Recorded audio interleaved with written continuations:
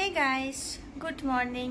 আমি সকাল সকাল উঠে রেডি হয়ে গেছি। অ্যাকচুয়ালি এটা সকাল নয়, সকাল 8:30 বেজে গেছে। রেডি হয়ে গেছি অ্যান্ড শাড়ি পরেছি। কারণ হচ্ছে আজকে আমরা যাচ্ছি পুরীর জগন্নাথ মন্দিরে পুজো দিতে। ওখান থেকে সম্ভবত আজকে আমরা চিল্কা যাব। তো সবার প্রথমে জগন্নাথ মন্দিরে পুজোটা দিয়ে নিই, আর তোমাদেরকে সমস্ত ভিডিও পরপর দেখাবো।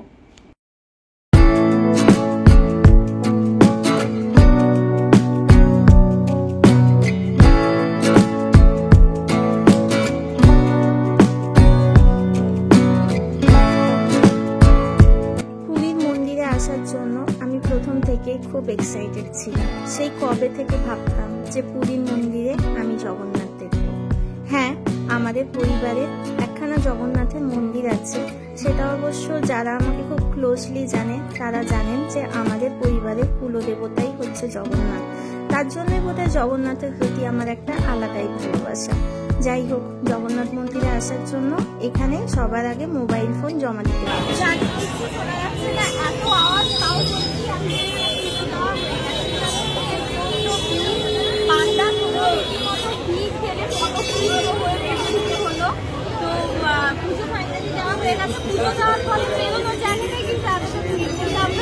যাওয়ার সময় খুব ঝামেলা করে গেলাম, আসার সময় খুব শান্তি মনে এলাম।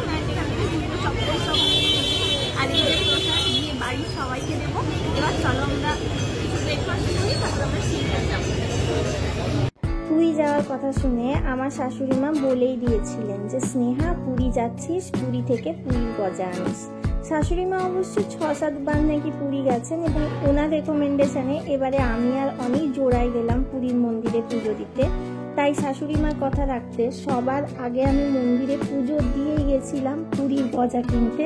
তো আমরা নরসিংহ বলে একটা দোকান থেকে 500 টাকার যে ঘিয়ে ভাজা, স্পেশাল ঘিয়ে ভাজা যে পুরীর গজাটা হয়, আমরা ওই গজাটাই কিনেছিলাম।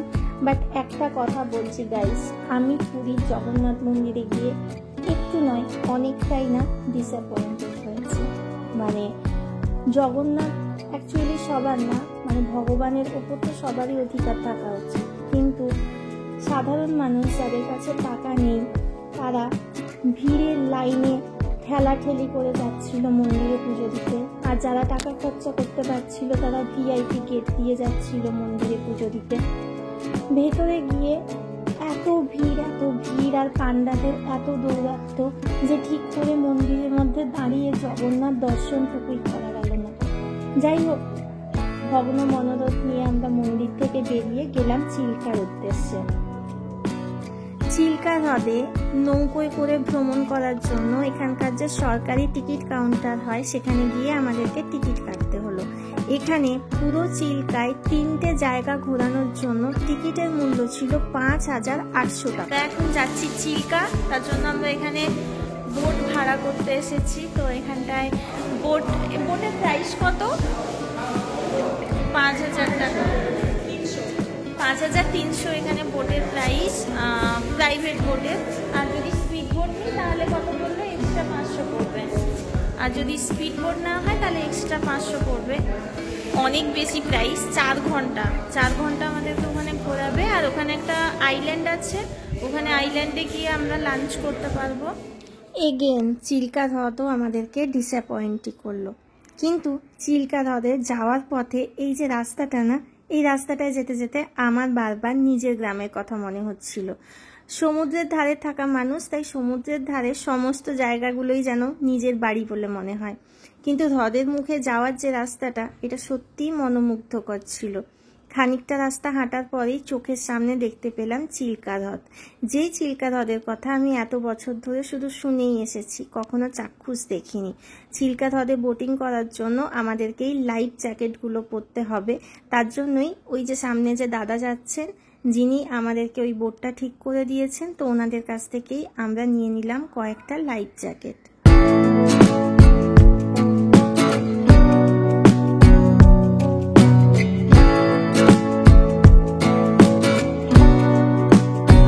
শুনেছিলাম চিল্কার জল নাকি প্রচন্ড স্বচ্ছ, কিন্তু চাক্ষুষ দেখে খুব বেশি স্বচ্ছ তো মনে হলো না। তবে অবশ্যই এত বড় হ্রদ আমি আজ অবধি কখনো দেখিনি। যার একদিক থেকে আরেক দিক দেখাই যাচ্ছে না। যাই হোক, আমরা বোটে উঠলাম অনেক আশা নিয়ে যে আমরা অনেক নতুন নতুন জায়গা বোটে করে এক্সপ্লোর করব। চলো তোমাদেরকে দেখাই যে আমরা আশাহত হলাম নাকি সত্যিই আমাদের আশা পূরণ হলো।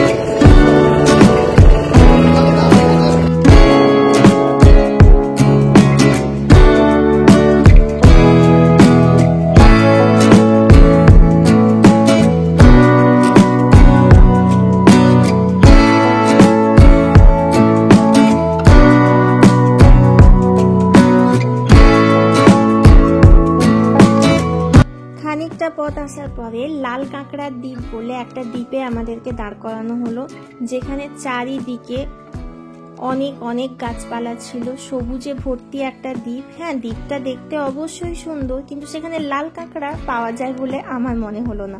আমাদের জন্য একটা ঝুড়ির মধ্যে করে 2খানা লাল কাঁকড়া এনে দেখানো হলো, বললো এই 2টো লাল কাঁকড়া নাকি ওরা ওখানে ধরেছে। যেই লাল কাঁকড়াগুলো দেখতে ডেফিনেটলি সুন্দর, বাট এরম লাল কাঁকড়া তো আমরা পাড়েও কোথাও থেকে নিয়ে দেখে নিতে পারতাম। মানে এত টাকা খরচা করে এতটা বোটে করে এসে এই আইল্যান্ডে এরকম ঝুড়ির মধ্যে লাল কাঁকড়া দেখার এক্সপেকটেশন আমার একেবারেই ছিল না।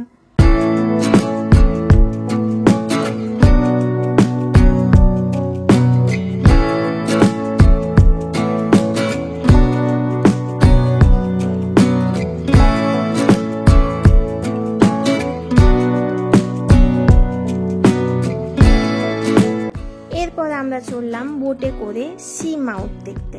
সি মাউথ মানে এখানে নাকি হ্রদের একদিকে এই হ্রদটা সমুদ্রের সঙ্গে মিশেছে, সেই সমুদ্রখানা দেখতেই যেতে হলো বোটে করে। হ্যাঁ, সি মাউথ আমাকে ডিসঅ্যাপয়েন্ট করেনি, অত্যন্ত সুন্দর ওখানকার নিরিবিলি সমুদ্রটা, কিন্তু ওখানকার এক্সপেন্সেস আমাকে প্রচন্ড ডিসঅ্যাপয়েন্ট করেছে।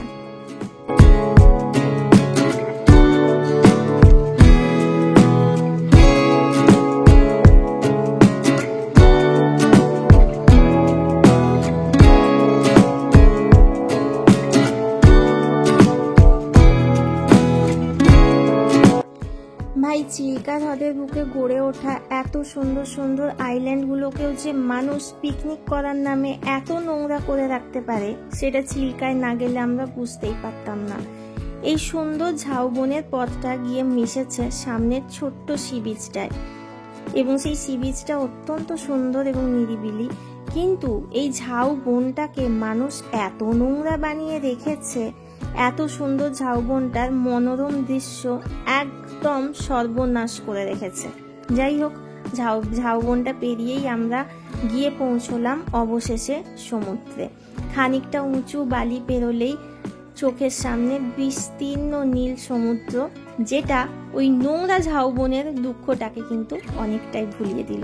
আর এই সি বিচটা না অনেকটাই ফাঁকা, এখানে শুধু দেখলাম কয়েকটা মানুষ সমুদ্রের ধারে ঘুরে বেড়াচ্ছে, আর দেখলাম কয়েকজন জেলে জাল নিয়ে ঘুরে বেড়াচ্ছে ওখানে মাছ ধরার জন্য। এখানে এসে আমি দারুণ সুন্দর সুন্দর রিল তুলেছি, দারুণ সুন্দর সুন্দর ছবি তুলেছি। আমরা এখানে অ্যাকচুয়ালি না আমরা অনেকটা সময় কাটিয়েছিলাম।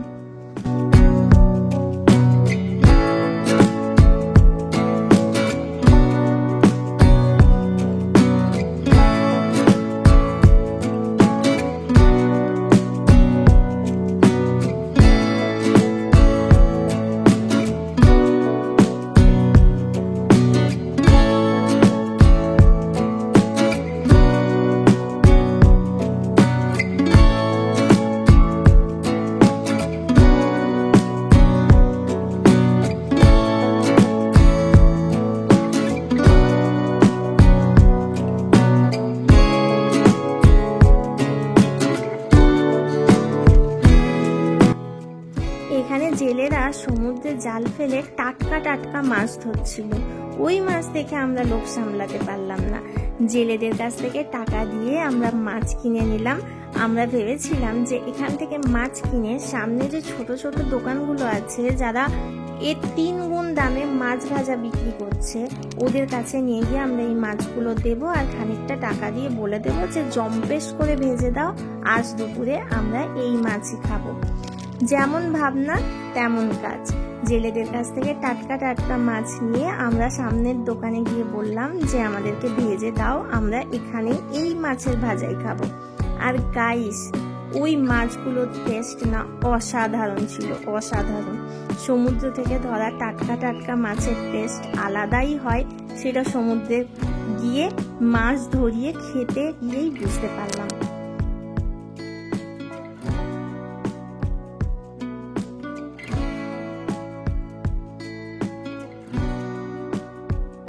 জম্পেশ করে মধ্যাহ্নভোজ সেরে আমরা গেলাম ডলফিন দেখতে, কিন্তু ডলফিনের দেখা তো পেলাম না। ওখানে নাকি dolphin once in a blue moon দেখা যায়, খুব ভাগ্যবান হলেই নাকি ডলফিনের দেখা পাওয়া যায়। আমরা অবশ্য অনেকক্ষণ জলের দিকে তাকিয়ে থেকেও কোনোভাবেই ডলফিনের দেখা পেলাম না, শুধুমাত্র কয়েকটা মোষকে লেকের জলে চান করতে দেখলাম। যাই হোক, চলো আমরা ফিরে যাই বাড়ির দিকে। এই ছিল আমাদের কমপ্লিট পুরীর ট্রিপ। এর বাইরে আমরা আর কোথাও যাইনি। নেক্সট ডে আমরা বাড়ি ফিরে এসেছি, সেই ভিডিও আর তোমাদের সঙ্গে নাইবা শেয়ার করলাম। তো আজকে তাহলে পুরী ট্রিপের ভিডিওটা এখানেই শেষ করছি। ভিডিও তোমাদের কেমন লাগলো অবশ্যই আমাকে কমেন্ট সেকশানে জানিও কিন্তু। আর যদি তোমাদের ভালো লাগে তাহলে আমি আরও এরকম আমার প্রতিদিনের ডেলি ভ্লগ, আমি কি করি না করি, কেমনভাবে লাইফ লিড করি, সেই সমস্ত কিছু তোমাদের সঙ্গে অবশ্যই শেয়ার করব।